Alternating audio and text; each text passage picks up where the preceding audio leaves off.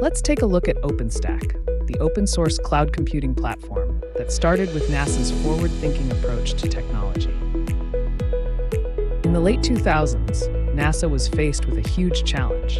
As their missions explored deeper into space, they collected mountains of data that their existing systems couldn't handle. They needed a better, more flexible way to manage all that information.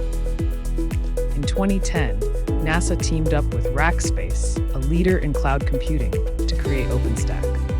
This open-source platform was designed to help organizations build their own scalable and cost-effective cloud infrastructure. What started as a project between NASA and Rackspace grew into a global community of developers and contributors. This community works together to keep OpenStack growing and improving. OpenStack is made up of core components like Nova for compute, Swift for storage, Neutron for networking, and more. These building blocks allow users to create and manage powerful cloud infrastructure